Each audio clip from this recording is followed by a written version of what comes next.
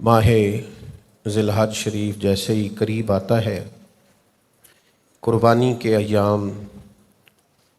حج کے ایام اور ان کی یادیں تازہ ہو جاتی ہیں۔ امت مسلمہ کا الحمدللہ ایک خاص ولولہ اور ایک خاص ذوق ہوتا ہے اسلامی شعائر کے لیے، اور لوگ بڑی توجہ سے اور بڑی جد و جہد سے،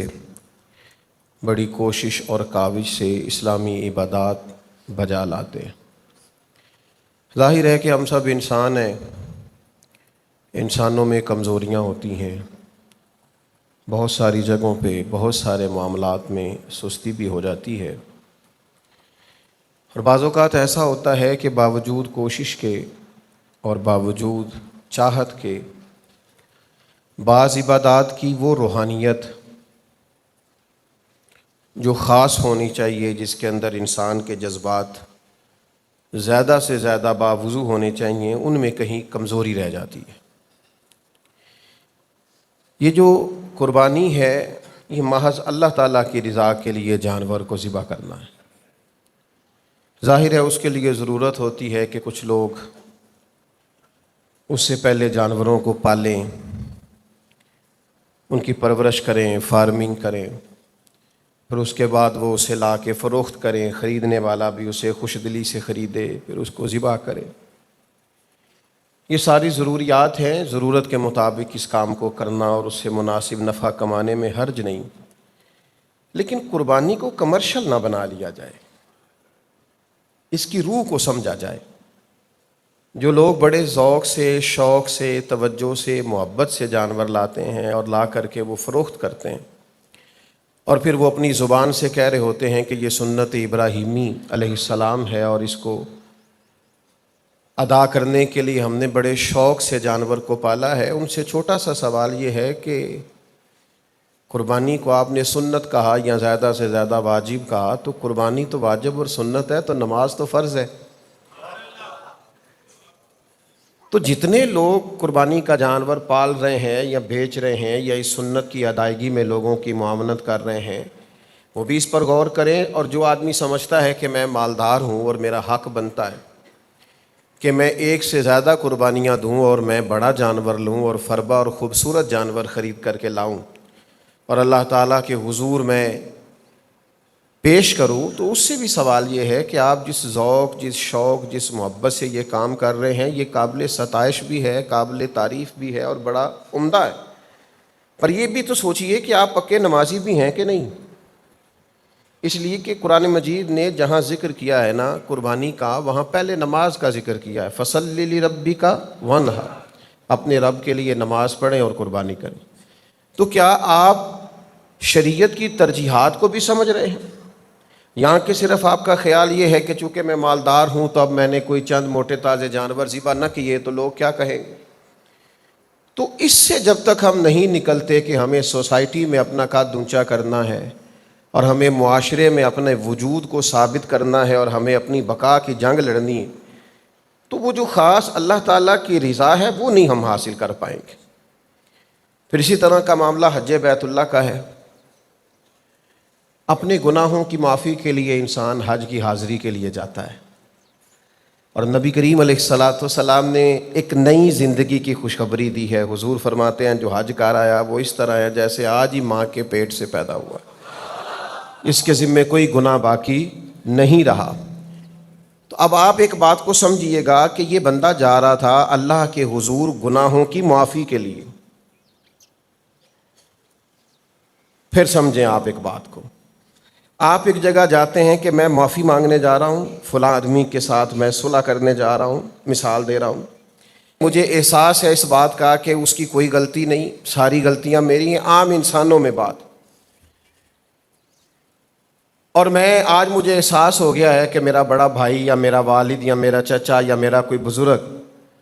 مجھ سے اس کے حقوق ادا کرنے میں کوتاہی ہو گئی، غلطی ہو گئی، سستی ہو گئی، اور فلاں جگہ مجھ سے زیادتی بھی ہو گئی ان کے معاملے میں، اب مجھے احساس ہوا ہے اور اب میں جا رہا ہوں اس شخص سے معافی مانگنے۔ اور میں رو بھی رہا ہوں، میں تڑپ بھی رہا ہوں، میرے اندر احساس بھی ہے، اور میں سوچتا ہوں یار اتنے عظیم رشتے کے ساتھ میں نے یہ کیا۔ تو اب وہ معافی مانگنے کے لیے جب میں گھر سے نکلوں گا تو کیا میں سب سے پہلے ایک سیلفی بناؤں گا کہ میں چچا سے ابا سے معافی مانگنے جا رہا ہوں، تو یہ میری جاتے ہوئے پہلی سیلفی۔ پھر اس کے بعد رستے میں بھی میں 2-3 شارٹس بنا کر کے فیس بک پہ ڈالوں گا کہ میں جا رہا ہوں معافی مانگنے فلاں آدمی کے ساتھ۔ تو لہٰذا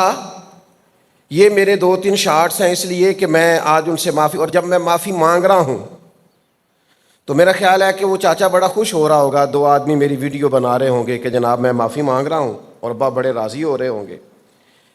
اور بڑے خوشی کا اظہار کر رہے ہوں گے کہ نہیں بیٹا یہ ٹھیک ہے، یہ معافی ایسے ہی مانگنی چاہیے تھی جو حق ہے، ایسے معافی ہوتی ہے۔ یہ بندے تو اللہ سے بلا مثال و بلا تشبیہ، بندے تو اللہ سے معافی مانگنے جا رہے ہیں جو حج کرنے جا رہے ہیں۔ یا اللہ بھول گئے تھے، غلطیاں ہو گئیں، تیری نعمتیں زیادہ تھی، عبادت نہیں کر سکے، جتنا ہمیں پتہ تھا ہم عمل نہیں کر سکے، جتنا ہمیں چاہیے تھا اتنا ہم تیرے حضور بندگی کے آداب بجا نہیں لا سکے۔ ان کو تو روتے تڑپتے ڈرتے سہمتے اللہ کے حضور معافی کا تصور پیش کرتے، اس کی رحمت کی امید رکھتے آگے بڑھنا چاہیے، لیکن یہاں حال یہ ہے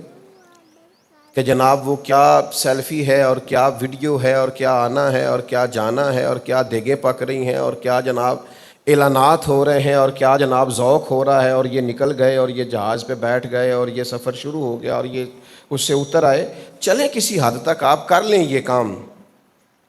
لیکن یہ انداز اس شخص کا نہیں ہے جو معافی مانگنے جا رہا ہے، اس کا انداز کچھ اور ہوتا ہے۔ یعنی امام حسن اور امام حسین رضی اللہ تعالیٰ عنہما دونوں بھائیوں نے 25 حج کیے ہیں مدینہ منورہ سے پیدل مکہ مکرمہ جا کے۔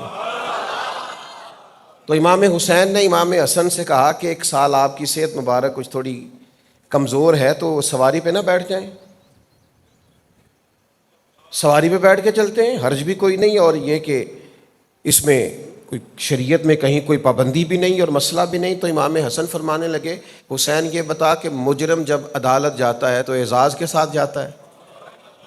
شان و شوکت کے ساتھ جاتا ہے، جب وہ معافی مانگنے جاتا ہے تو اس کا انداز کیا ہوتا ہے؟ تو فرمایا میں تو عاجزی کے ساتھ جا رہا ہوں۔ آپ دیکھیے نا حاجیوں کی کیفیت اللہ کو کون سی پسند ہے۔ اسلام اجلے لباس کا قائل ہے، دھلے لباس کا قائل ہے، خوشبوؤں کا قائل ہے، لیکن 8 ذی الحج کو حاجی نے احرام باندھا ہے، اور جو حج کران والے ہیں انہوں نے شاید کچھ دن پہلے سے بھی باندھ لیا۔ اب وہ 8 بھی ایک میدان میں رات گزری ہے اور 9 کے دن وہ چلے گئے ہیں عرفات میں، اور 9-10 کی درمیانی رات بھی مزدلفہ میں گزر گئی ہے، اور وہاں کی ریت بھی سر میں پڑی ہے اور کپڑوں پہ پڑی ہے، اور یہ روٹین بھی نہیں ہے لوگوں کی اس طرح 2 چادریں باندھ کے رکھنے کی، لیکن یہ انداز وہ ہے جو رب کو پیارا بڑا ہے۔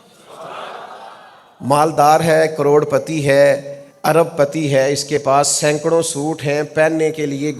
باری نہیں آتی آج کون سا جوڑا پہنوں، لیکن اتار کے ایک لباس پہن لیا ہے۔ حضور فرماتے ہیں، رب فرشتوں سے فرماتا ہے یہ جو میرے بندے آئے ہیں یہ کدھر آئے ہیں؟ گویا انہوں نے تو کہا تھا نا خون ریزیاں کریں گے، اللہ فرماتے ہیں یہ کدھر آئے ہیں؟ تو فرشتے کہتے ہیں یا اللہ یہ نہ تجھے راضی کرنے آئے ہیں، یہ تیری رضا کے متلاشی یہاں آئے ہیں۔ تو رب فرشتوں سے فرماتا ہے گواہ ہو جاؤ پھر میں نے سب کی بخشش فرما دی۔ یا ترغیب و ترہیب میں حدیث موجود ہے۔ تو بھائی جو عبادات کی روح ہے اس روح کو سمجھیں۔ لوگ کہتے ہیں جی میں تو تصویریں یادگیری کے لیے بنا رہا ہوں، تو امام حسن اور امام حسین کی تو کوئی فوٹو نہیں حج کرتے ہوئے، سب کو ان کے حج یاد ہیں کہ نہیں؟ 60 حج جو حضرت فضیل بن عیاض نے کیے تھے اس کی فوٹو تو ایک بھی نہیں، تو دنیا کو وہ یاد ہیں کہ نہیں ہیں؟